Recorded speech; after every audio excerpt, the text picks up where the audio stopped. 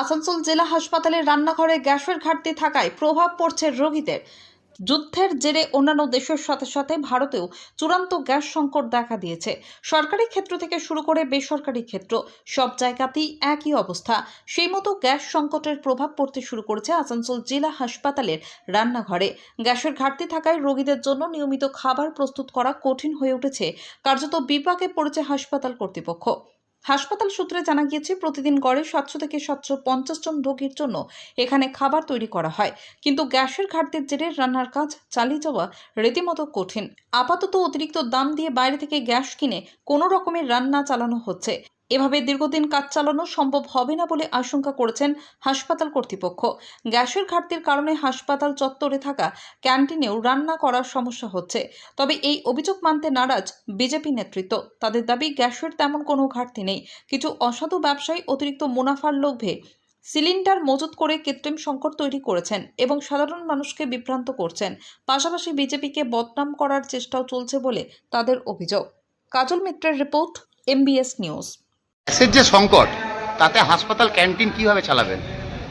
দেখুন, গ্যাস যদি না পাওয়া যায়, আমাদের তো হাতে কিছু নেই, আর এখানে তো কয়লা বা অন্য কিছু ইউজ করার মতো আমাদের ব্যবস্থাও নেই। গ্যাস না পাওয়া গেলেও তো সেটা স্বাভাবিকভাবে বন্ধ হয়ে যাবে। আমরা কীভাবে কোথা থেকে জোগাড় করতে পারি? আপনি অলরেডি 1,500 টাকা 1,800 টাকা সিলিন্ডার 3-এর উপর চাইছে, 3,000-এর উপর চাইছে। আপনার নাম? আমার নাম অসিত পাল।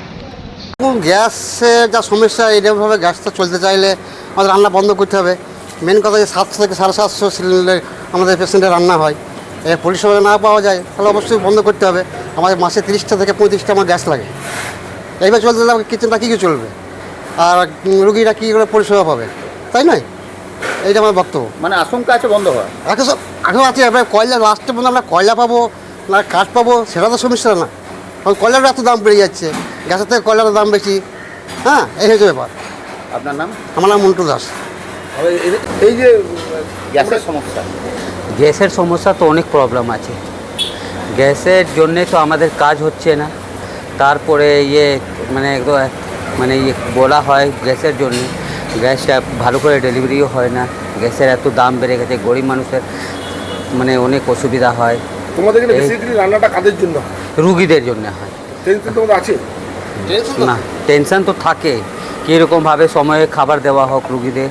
গ্যাস যদি ঠিক মতো না পাওয়া যায় তাহলে বন্ধ করতে হবে।